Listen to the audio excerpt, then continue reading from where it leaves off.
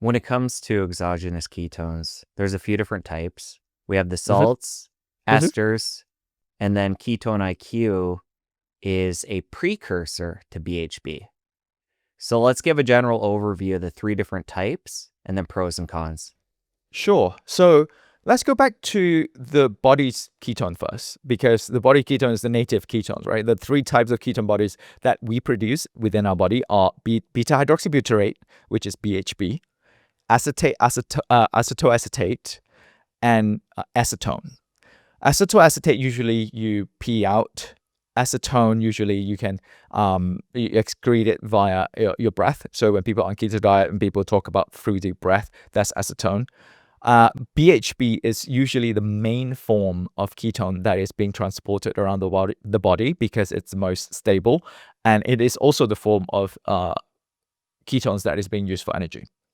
Now, ketone salts are essentially BHB bound with salts, sodium, potassium, magnesium. And it has been around way before ketone esters or ketone-diol, ketone-iq.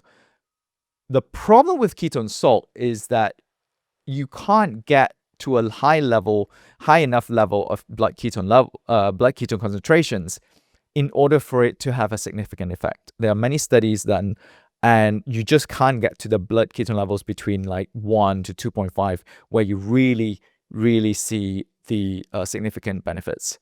And in order to get up there, you need to up the dose.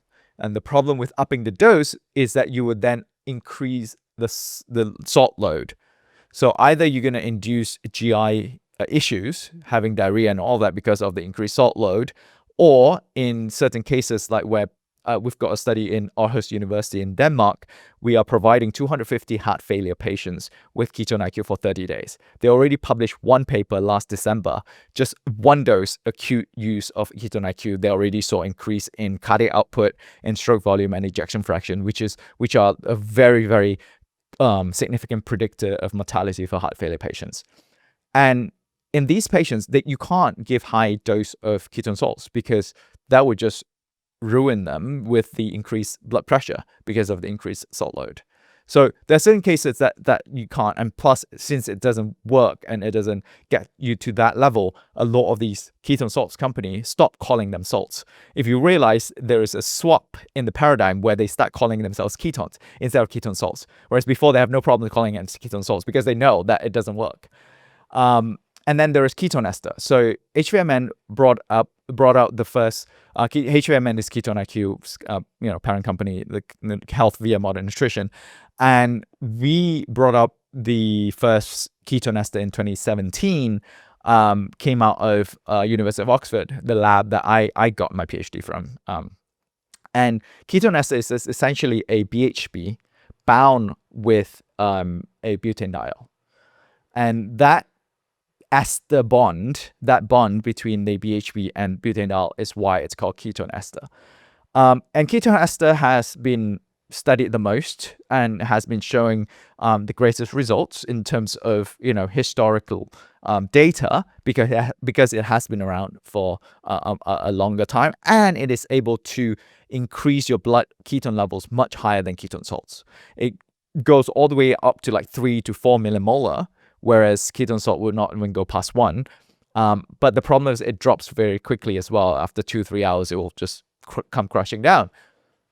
But in, I believe, 2020 or 2021, there was a paper that found that because of the sharp increase in blood ketone levels, there is also a sharp increase in blood acidity levels, because BHB is a sort of acid form, and it increases acidity in the blood, and that causes an increase in cardiorespiratory stress biomarkers like your breathing rate and your heart rate. People just find it harder to work out to get the same results. The reason being because you have high level of acidity in the blood, you are trying now to excrete as much carbon dioxide as possible. So your body is working double time in order to eliminate the carbon dioxide as a form of balancing the acidity in the blood. So that was ketone ester. Plus, it does not taste good, and it was very expensive to produce. There are certain disease therapeutic areas that require very high level of ketone of blood ketone levels, in which case usually when researchers come to me and ask, and I would say yeah, go for ketone ester. If you need that high level for that long, go for it, and if you can afford it. For most people, like 99% of the people who do not need that level, that, you know, we're talking, for example, I was talking to a hospital on TBI patients who are unconscious in ICU. Like that kind of level, they need very high ketone levels for maintain for a long time. And then there's ketonediol. So as I said, ketone ester is a BHB bound with butanediol. We basically took the other half, the butanediol half, purify it, make pure R13-butanediol that converts 100%, to BHB in your liver. And that what we found to be more sustainable in terms of blood ketone levels. It peaks about 2 to 3 hours, around 2 millimolar, depending on the dose that you take, and it stays above 1 for more than 6 hours. So for most cases, especially for either cognition or therapeutic uses where people need a sustained higher level of ketone concentration in your blood, that works very well. The cost is much lower than ketone ester, and we managed to flavor it much better than ketone ester. Ketone ester, we did have a lot of difficulty trying to flavor it to make it palatable. So it's better PK, better price, and better taste. And also in terms of people being concerned, it's putting burden on your liver, blah, blah, blah. But let's face it, alcohol would put way more burden on your liver. This is literally just converting. It's not even detoxing, right? And it's also, you also have to think about when you're on keto diet, you are also producing ketones in your liver as well. So a lot of people like try to discredit ketonediol because it's being processed in the liver. It is just a process. Our liver processes a lot of things, and it's just one of the processes.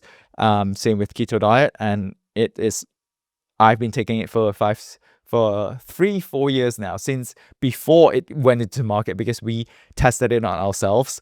Obviously, after we get the FDA GRAS safety profile and everything, we tested it on ourselves, measured ourselves, and we felt the difference subjectively ourselves as well. And I measure my blood biomarkers twice a year, monitor my liver and everything. My liver enzyme actually got lower in the past 2 years, compared to a lot of people claim that, it's gonna like shoot your liver down.